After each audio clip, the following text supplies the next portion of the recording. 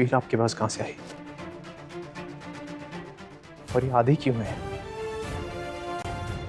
सवाल वो नहीं है, सवाल ये है कि इसे देखकर तुम्हारा इरादा बदला कि नहीं। नहीं बदला ना, बड़े जिद्दी हो तुम, पर हम भी कम नहीं हैं। हम तुम्हें यकीन दिला के रहेंगे। तुम्हें आज यहीं रुकना पड़ेगा। कल सुबह हम तुम्हें एक जगह पे ले जाएंगे जहाँ जाके तुम्हारा इरादा ही नहीं, यकीन भी बदल जाएगा। सुनो, इन्हें गेस्ट रूम दिखा दो। कल सुबह शार्प 8 बजे हम यहाँ से निकलेंगे। सिक्योरिटी गार्ड्स उसे उसके कमरे में छोड़ के वहां से चले गए और फिर वेद बिस्तर पर गिरते ही सो गया।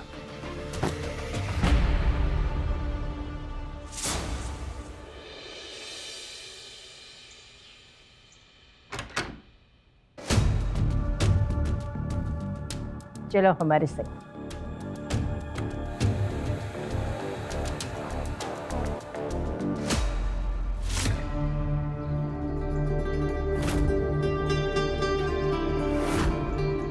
मम्मी पापा चलो प्लीज, यहाँ से बाहर चलो वरना हम सब जल के मर जाएंगे।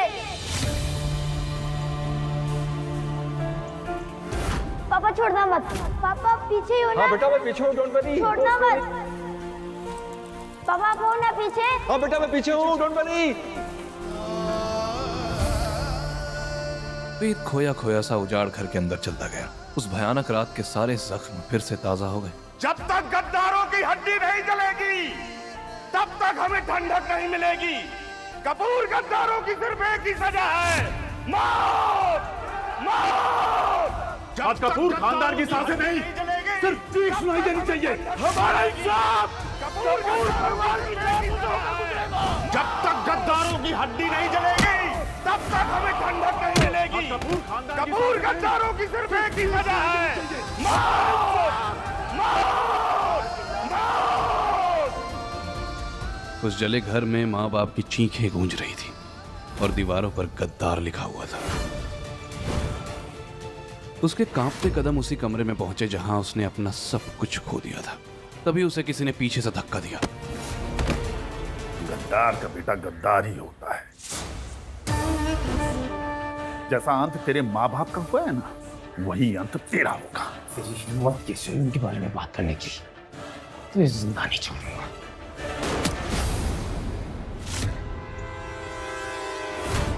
सावित्री के हाथ की छोटी पिस्टल से निकली गोली ने उस आदमी को घायल जरूर कर दिया था, पर वो फिर भी भाग निकला। वेद, बेटा तुम ठीक तो हो ना? हमें तो यकीन नहीं हो रहा है कि हमारे अलावा यहाँ कोई आ भी सकता है। पर जो भी था उससे पता चल गया है कि तुम मुंबई वापस आ गए हो। अब फैसला तुम्हें करना है, तुम शिकार बनोगे या शिकार करोगे। वेद सावित्री की बातों पर यकीन नहीं कर पा रहा था, लेकिन पिस्टल चलाने वाली दादी पर उसे थोड़ा भरोसा तो होने लगा था। और ये बात समझ आ गई थी, दुश्मन और दादी दोनों ही बहुत खतरनाक हैं। मुझे आपकी सारी शर्तें मंजूर हैं। तुम हकदार हो उस कुर्सी का जो तुम्हारे माँ बाप छोड़ के गए थे। और सबसे पहले उस गद्दार को पकड़ो जो आरके इंडस्ट्रीज को बर्बाद कर रहा है, और तब जाके तुम वो कुर्सी के असली हकदार बनोगे। मंजूर है? मंजूर है। गाड़ी निकालो, हम रजिस्ट्रार ऑफिस जाएंगे।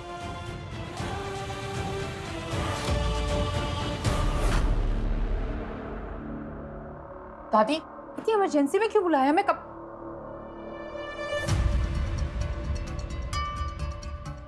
तुम यहाँ क्या कर रहे हो?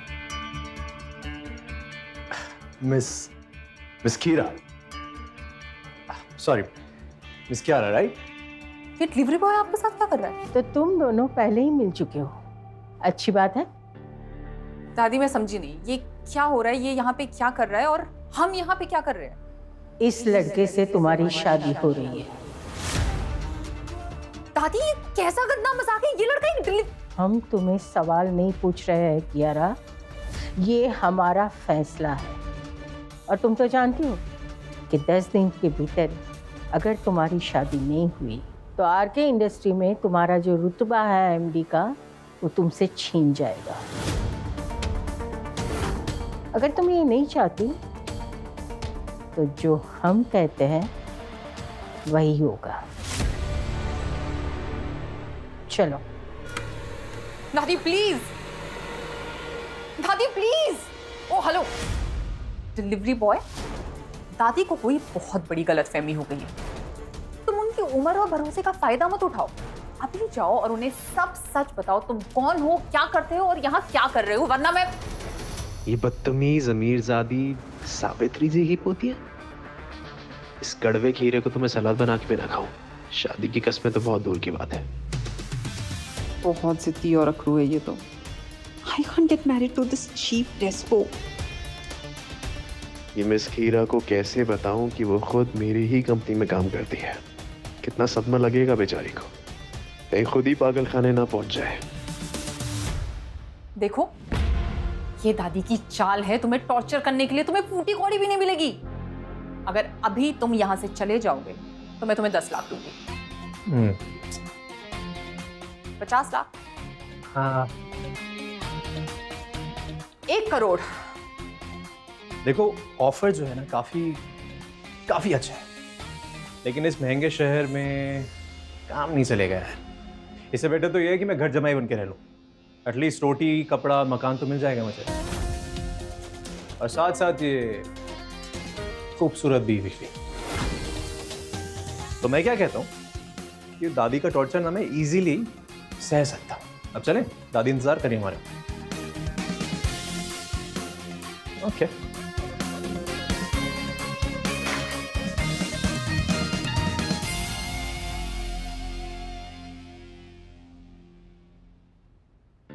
आओ कियारा, रजिस्ट्रार के सामने सिग्नेचर करो। आओ।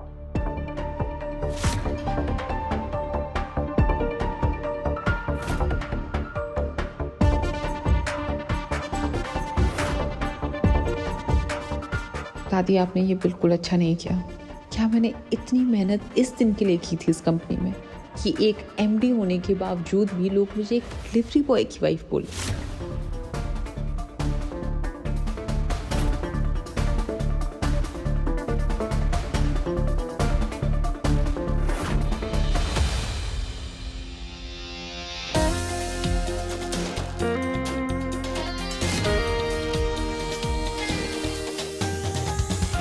आज से तुम दोनों पति पत्नी हो। उसके मन में तूफान उठ रहा था। उसे समझ नहीं आ रहा था इस लड़के ने उन पर क्या जादू कर दिया था।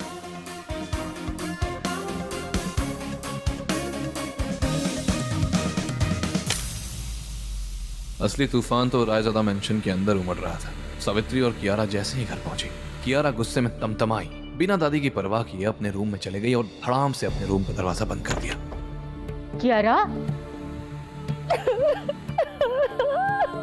तुम समझ जाओगी कि हमने जो कुछ भी किया है ना, सिर्फ और सिर्फ तुम्हारे भले के लिए किया है।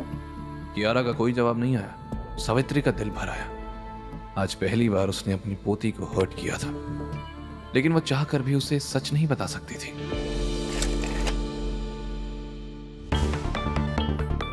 हम बोल रहे हैं, अब तक जो कुछ हमने सोचा था सब कुछ वैसे ही हो रहा है कि कियारा और वैद आने वाले समय के लिए तैयार है कि नहीं, क्योंकि असली इम्तिहान। फोन की दूसरी तरफ से अभी आवाज आनी बाकी थी कि तभी अचानक पूरे विला की लाइट चली गई।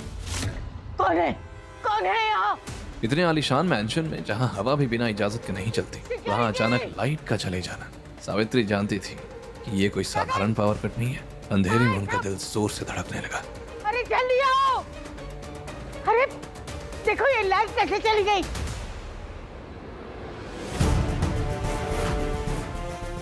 सिक्योरिटी गार्ड्स अपनी पिस्टल हाथ में लिए मैंशन का चप्पा चप्पा छान मारने लगे, पर उन्हें वहां कोई भी सुराग नहीं मिला। पर तभी लाइट वापस आ गई और सावित्री जी को समझ आने लगा कि ये कोई हमला नहीं, एक चोरी थी। वो अपने कमरे की तरफ अंदर गई। वेद के अंदर आते ही सारे बॉडीगार्ड्स बिना कुछ कहे एक एक करके वहां से निकल गए। हैरान परेशान वेद सीधा सावित्री जी के कमरे की तरफ बढ़ गया।